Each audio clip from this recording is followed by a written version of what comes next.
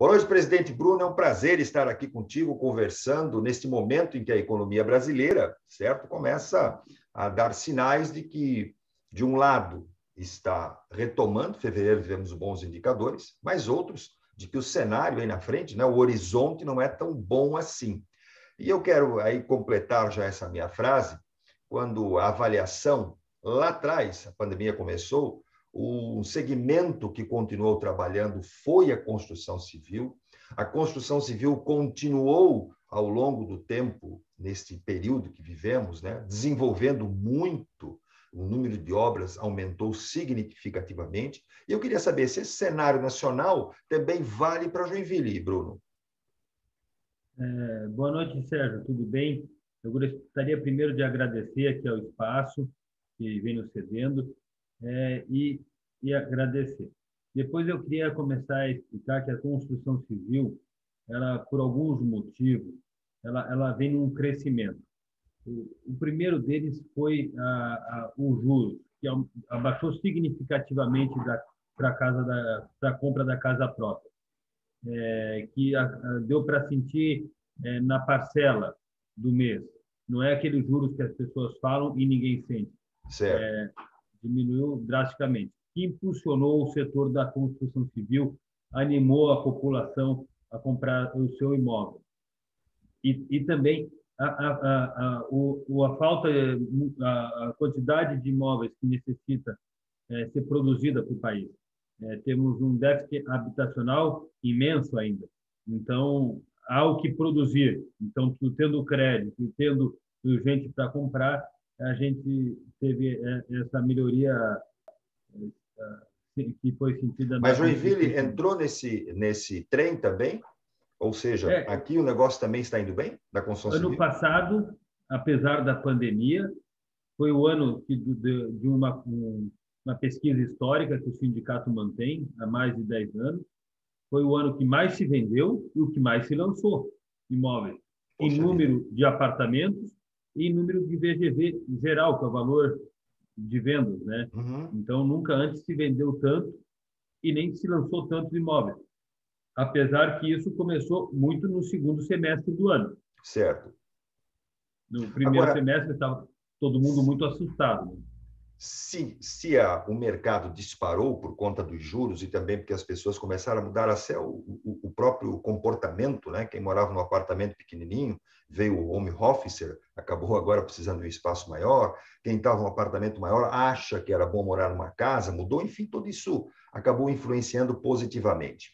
A mão de obra, com isso, tem disponível? Nós temos gente suficiente para a construção civil ou esse é um problema? Assim, a construção civil esse ano empregou, ano passado empregou, terminou o ano positivo, né? Nós já começamos a notar falta da mão de obra, já tendo alguma dificuldade de contratação, especialmente porque não são só as grandes obras também. Nós também temos as pequenas obras que consomem. O pedreiro, o carpinteiro, muitos trabalham de forma autônoma, né? Uhum. Então, trabalhando às vezes numa pequena reforma, numa pequena casa, então já começa a se sentir a falta da mão de obra no mercado como um todo. Certo. Então, temos essa mão de problemática. obra, vocês têm dificuldades já. Os Temos, salários aumentaram por conta disso, Bruno? deixa então te dar uma pequena explicação. E o Sinduscom, ele já vem há algum tempo tentando qualificar. Ano passado, já começamos ano passado, esse ano também, com diversos cursos, com parceria com o SESI, o Senar, de qualificação, né? Tivemos já curso de liderança dentro das obras, e estamos com uma linha de mais de 8 cursos, não todos estão instalados ainda, né? Eles estão por módulos, são cursos curtos, que a gente viu que a categoria é uma categoria que não é muito acostumada a ir para a sala de aula, então não adiantava fazer cursos de grande extensão. E aí a gente pegou esses cursos, fez cursos de módulos pequenos, de 16 horas, que realmente é para qualificar a mão de obra. Bom, mão de obra em ordem, vendas em ordem, começou a faltar material neste ano. Não tem ferro, né? Não tem matéria-prima. Oh, meu Deus do céu, essa cama parece que nunca está arrumada, né? Uma hora falta cobertor, uma hora falta pé, outra hora falta o travesseiro. Assim, a questão do material, realmente, ela vem preocupando a nível nacional. O aço é o principal problema, mas não é somente o aço. E o problema do aço também não é só a falta dele, sabe, Sérgio? É o aumento. Ele, basicamente, na ponta, ele já dobrou de preço. Ele já não... além de não ter disponível a qualquer momento, o que tem, e sabe-se quando chega, não se... A compra da usina é para 15, é para 30, chega em 60 e fica feliz que chegou. E tabela sendo renovada a cada 15 dias, 2 vezes, 3 vezes ao mês. Então, também, a gente não sabe como resolver esse problema, que é o PVC também, o tubo também aumentou muito o preço, cerâmica também, o cabo de cobre também, o fio elétrico, né? Eu me Então, lembro tudo que isso no ano passado, próximo aí já do final do ano, né?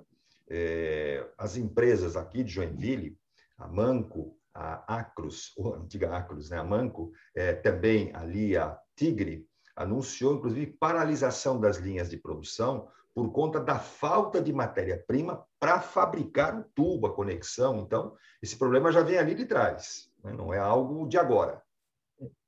que assim, esse é um mercado muito sensível.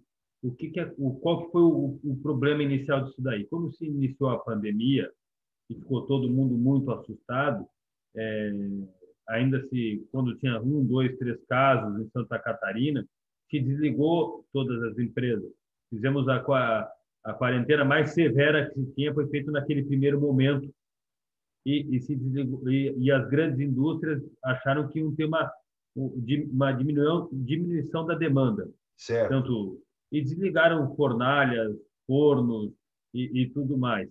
E exatamente com o auxílio emergencial, teve uma demanda muito grande do setor informal para arrumar sua casa. As pessoas estavam em casa, então eles começaram a arrumar a sua casa. E se teve um aumento de consumo e com um desligamento de fornos importantes.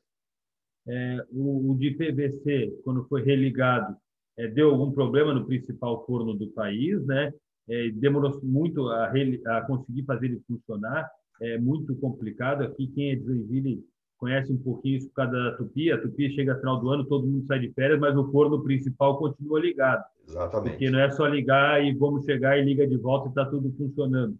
Tem equipamentos pesados que se trabalha todos os dias do ano que não vale a pena desligar, e foi desligado naquele momento. Então, se teve um desabastecimento e um aumento de consumo. Até agora, a gente não conseguiu reequilibrar esse assunto. Já teve aqui em Santa Catarina, a Coopercon fez uma importação de aço, 14 mil toneladas de aço turco, para ver se equilibra um pouco o mercado, né? Porque o que faz aumentar o preço é a falta de Claro. matéria, né, para Sim. entregar. Teve um aumento também internacional, não é só no Brasil que se aumentou o custo dessas commodities, não é um aumento exclusivo brasileiro. No Brasil, como tu disse, sempre tudo parece que é pior. Aqui aumentou um pouco mais que os outros países, mas também se aumentou muito afora o valor. Então, nós, do setor da construção, defendemos até uma liberação, às vezes, de algum imposto, alguma taxa de importação para reequilibrar o mercado, para aí voltar a uma normalidade, que aí a gente acha que pode os preços se estabilizarem. Bom, no ano passado, retrasado, anterior, essa história é longa. Joinville perdeu muito investimento porque a Prefeitura Municipal de Joinville é um atraso, né? Não tinha licença ambiental, não tinha licença de obras, eram 2 ou 3 pessoas que ficavam analisando papel por papel. Isso levava meses, até anos, para se liberar a construção de um prédio, né? Enfim. Isto provocou um atraso enorme na cidade. E aí eu não estou me referindo apenas à questão da construção civil. Mas, ontem, houve um movimento, certo? Culminou um movimento em que vocês estão querendo a mudança da legislação da cidade para que esses documentos saiam mais rápido e assim a cidade possa se desenvolver. Sérgio, essa questão que eu digo é uma das mais delicadas da cidade. Fui convidado pelo prefeito Adriano, assim, logo após que ele assumiu a posse, ele tinha 30 dias de governo. Ele primeiro tomou posse, né? Digo assim, não só a posse de fato, mas os secretários e tudo mais. Depois ele nos convidou para ir lá no gabinete dele. Fomos com a diretoria inteira do sindicato e demonstramos a dificuldade. E qual que é o grande problema disso? O setor da construção, ele atende a todo mundo. Porque Sim. todo mundo precisa de uma casa, todos os escritórios precisam de uma sede, as Sim. indústrias precisam de galpão. Então, ninguém consegue fugir do setor da construção civil. Então, se o setor da construção civil não tira a licença, não é que ele não tira para o empresário, não tira para a casa, ele não tira para a indústria, para a ampliação. Então, fica tudo travado. E nós relatamos isso ao prefeito, essa dificuldade nas licenças ambientais. Ele já era conhecido, ele esteve lá em campanha, nós tínhamos relatado já essas dificuldades para ele, ele tinha se comprometido em tentar melhorar. Não é fácil, porque na parte ambiental, muita legislação vem do governo federal, que não faz distinção entre uma floresta e uma cidade na área urbana. Então, às vezes tem terrenos que é incompreensível, de 500, 600 metros, com casas em toda a volta, no centro da cidade, que tem lá 40 árvores, e alguém diz que tem que preservar 10 árvores.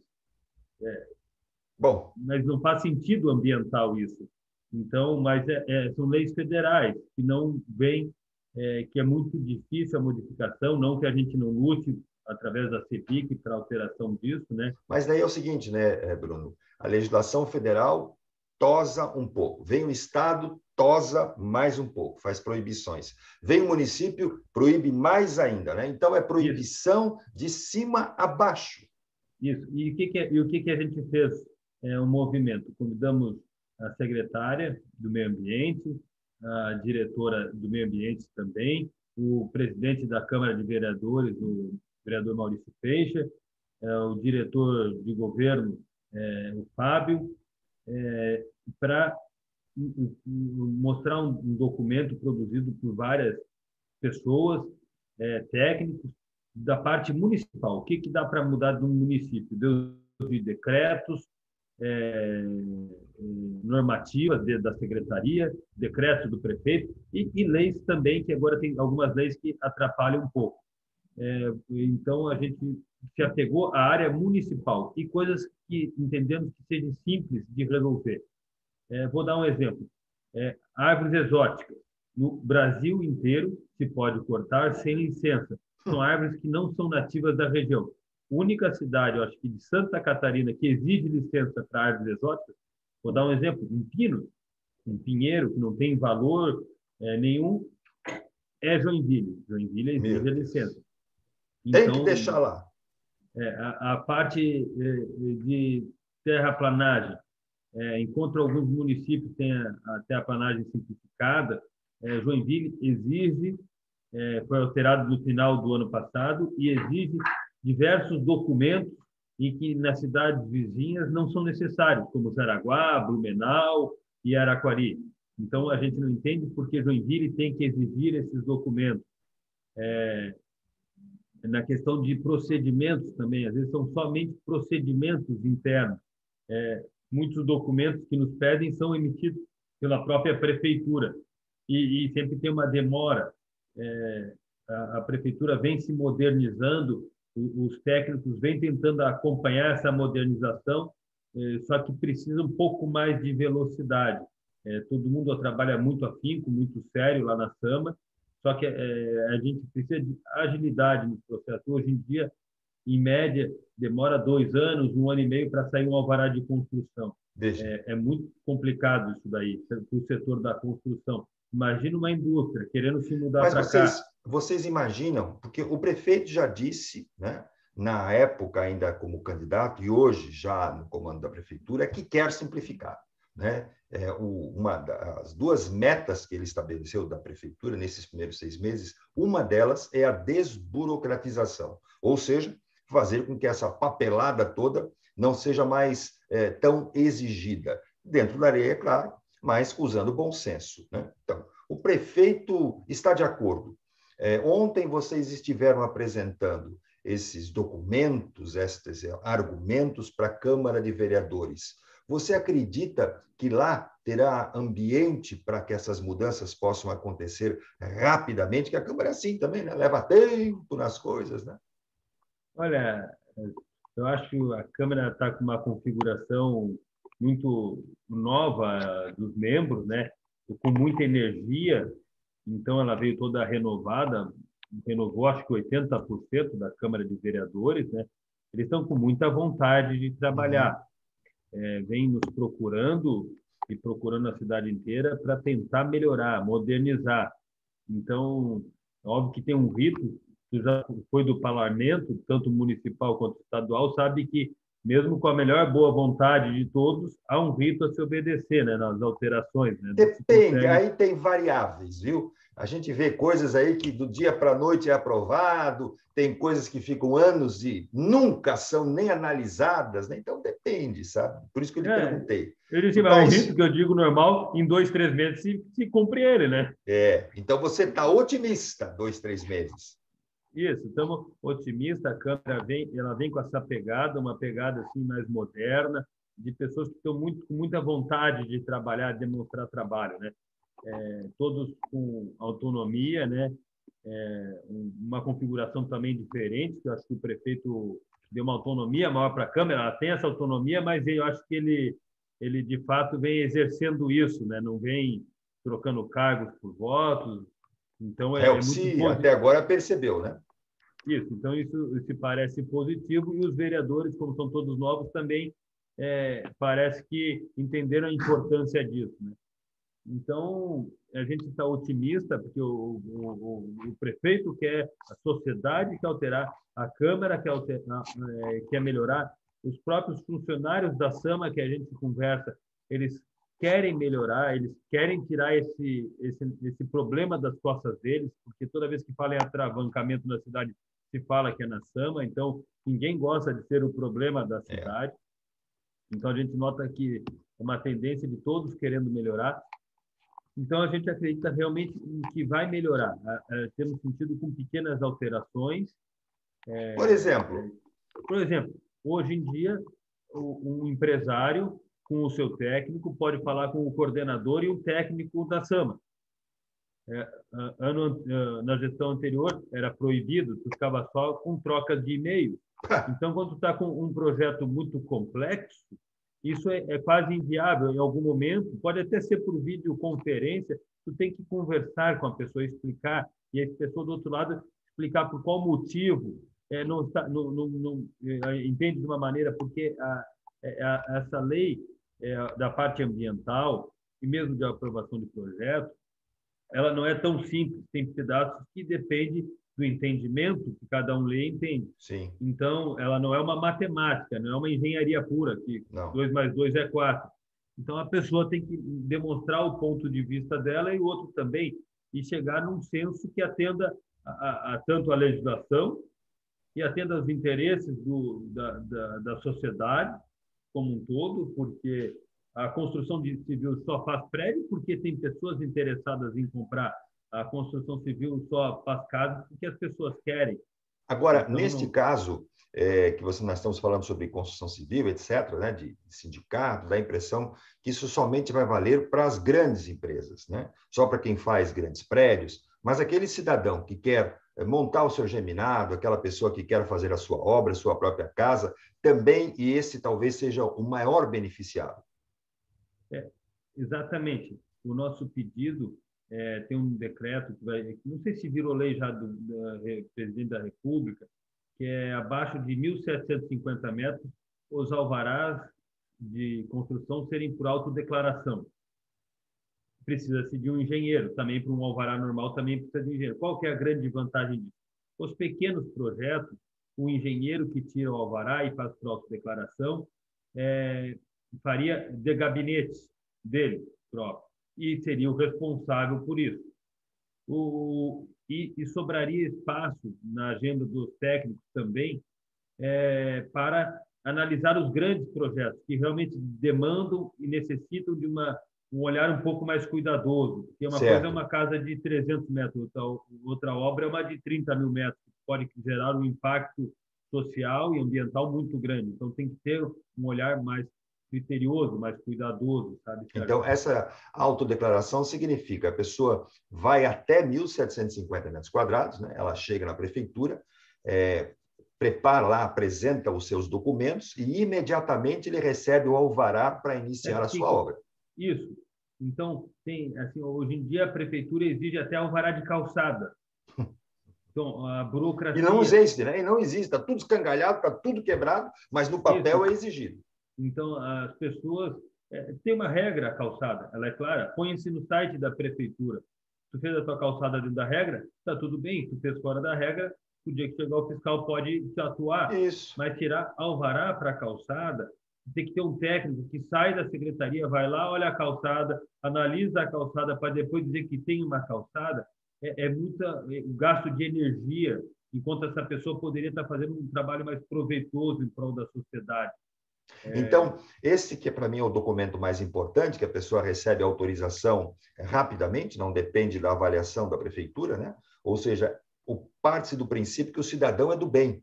Quem vai pedir a licença não vai lá para enganar ninguém, vai fazer as coisas dentro da lei. Se ali na frente, mesmo que a obra já tenha sido concluída, etc., a prefeitura passando por lá, o fiscal perceber que aquilo está fora da lei, aí sim ele recebe a multa, ou até, quem sabe, o pedido de demolição.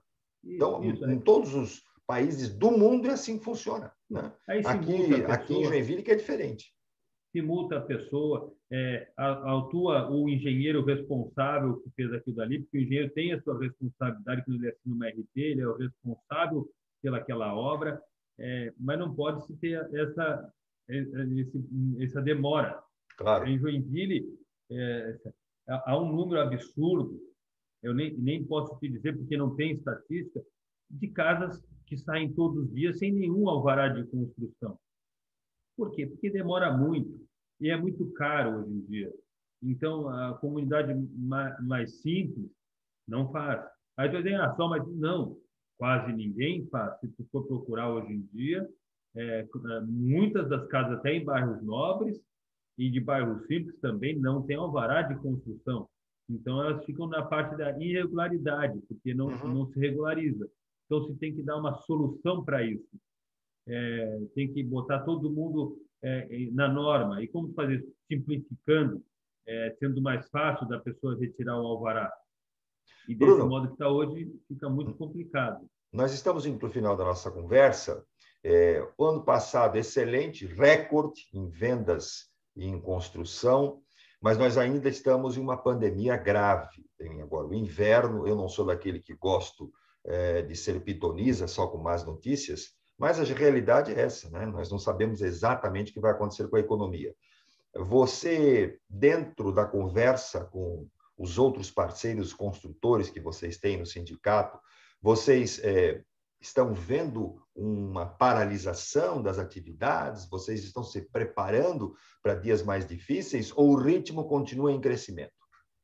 Olha, assim, o setor da construção civil, vamos para a parte da pandemia, por ser um setor, estou dizendo, o canteiro de obra, foi pouco atingido com a pandemia, porque são lugares abertos, as pessoas já trabalham naturalmente em lugares abertos e com distanciamento e com muito sol. Então, realmente, é um setor, não estou dizendo que isso resolva tudo, tá certo? Mas o canteiro de obras não é um dos lugares que tem maior problema, porque ele já naturalmente é distanciamento e tudo aberto. A questão da pandemia, a gente, como todo mundo, né, a expectativa da vacina, a gente vê isso como um problema mundial. Estava vendo agora na Europa também, com insatisfações. Há uma, duas, três ilhas no mundo, os Estados Unidos, eu acho que Israel e mais outro país que está conseguindo vacinar a população. A Austrália também tem tido um grande sucesso. mas também estamos dizendo de países de super ponta. A Europa, que também é primeiro mundo, também vem enfrentando grandes dificuldades, Ou, com ou em lockdown dificuldade nisso. de 3 meses, vacinação em atraso. Aqui no Brasil, eu considero que a gente tem uma vantagem. Vou te dar um exemplo. Na França não se existe laboratório de vacina, Não tem fábrica. não tem fábrica. No Brasil, Uhum. nós temos 2 fábricas de vacina, tanto o Butantan quanto a Fiocruz. Já estão começando a ter produção própria, com o próprio insumo, né? Daqui a pouco a gente está produzindo, vai chegar o momento de ter uma produção de 1,5 milhão de doses Dia. diárias, dia com É. esses 2 laboratórios. Mas e a Há uma construção? Tu achas que vão continuar fabricando, construindo aqui em Joinville? A construção é um trem. Depois que tu inicia, tu não para mais. Então, teve muito lançamento. Não é fácil de frear a construção, também é difícil de arrancar. A hora que tu arranca, ela se mantém, porque as pessoas não vão abandonar prédios, já se comercializou, já se comprou. Certo. Eu acho que a gente vai equilibrar a pandemia, nós vamos aprender a conviver com o vírus. Em algum momento ele vai ser um vírus natural, muito para frente, porque já aconteceu no mundo outras pandemias, e os vírus se adaptaram, o corpo humano também. A gente pode ter um pouquinho mais de celeridade hoje em dia em espalhar a pandemia por causa de aviões e tudo mais, as pessoas se comunicam rapidamente, mas também, por outro lado, a tecnologia nos fez produzir uma vacina em menos de um ano. Não é 100%, mas é melhor do que nada. Então, tem vacinas um pouco melhores, umas outras um pouco piores, mas a população já está sendo vacinada. Já estão abrindo, acho que essa semana, para 64 anos. Já está quase chegando a tua vez, Sérgio. Então, Bondade sua. Então, a população vai sendo vacinada, vai diminuindo os casos. A gente realmente enfrentou agora uma segunda onda, mas a gente já vê uma diminuição de infecções. Os hospitais estão cheios. Mas, assim, quando tu tem aumento de infecções e o hospital está vazio, tu sabe que ele vai aumentar. Se tem uma diminuição de casos drásticos, que teve, já caiu pela metade de infectados Isso por mesmo. dia, tu já sabe que daqui para frente a tendência é melhorar. Isso. Então, cada vez que aparece uma cepa nova, dá um estouro de contaminação, mas depois já se diminui. Eu acho que a gente vai continuar nesse mesmo ritmo, a construção civil. Que bom. A economia do país está forte, a economia está bem do país. A gente tem dois setores que sofrem muito, setores de eventos, de bares, hotéis, estão sofrendo muito, a gente entende isso, mas alguns outros setores estão muito fortes ainda. Muito bem. Bruno, então, te agradeço muito. Né? Você disse que eu estou na minha hora de ser vacinado. Seu pai, que é todo cuidadoso, está em casa, respeitando o distanciamento social. Doutor Álvaro, ele tem todo cuidado, né? No álcool, no acesso ao elevador, e quase não tem saído, né, de casa. Então, breve, eu espero, pela sua juventude, ele também possa ser vacinado e volte a circular aí na cidade, saindo desta quase prisão, né, Bruno? Começa, acho que essa semana, a inscrição dos 64 anos, eu sei por causa que é a idade dele. Bruno, muito obrigado mais uma vez, sucesso. Eu espero que a Prefeitura e a Câmara de Vereadores logo possam aprovar essas modificações, facilitando assim a vida de quem precisa construir, de quem precisa reformar, e são milhares de pessoas. Eu sempre também afirmo, e você mais ainda, de que quando você tem um prédio concluído, uma casa concluída, a pessoa precisa comprar fogão, geladeira, móveis, televisão, né? Significa talheres, enfim, significa que, portanto, não apenas a construtora é quem movimenta economicamente aquela cidade, mas também a loja que vende ganha o dinheiro, o servidor daquela loja também ganha o seu salário. Então, é uma cadeia de produção que se movimenta, né? E no lugar, diferente do automóvel, onde ele é construído, legal, né? Aquela região toda é beneficiada. É o caso aqui da BMW em Araquari. Mas, por exemplo, fábricas que tem lá em São Paulo, no Ceará, acabam não gerando empregos diretos aqui na cidade, certo? E a construção civil, não. Abriu aqui o material que é vendido desde o cimento até a lâmpada, tudo fica na cidade. E gera muito imposto, Sérgio. Também. Quando tu pega, às vezes, um terreno, depois são quantos IPTUs novos, quantos ITBIs novos, quanto ISS é recolhido numa construção, o governo também arrecada muito. E não é uma reclamação isso. É bom para a cidade, é importante. Olha, tem coisas, ganhos. eu tenho coisas, a gente vai encerrar agora realmente, né, pelo tempo, mas tem coisas que eu não aceito, não admito, eu acho um absurdo. Tem algumas taxas quando você vai passar uma propriedade para outra, certo? Que vai aí para cartórios, etc., que são verdadeiros absurdos, né?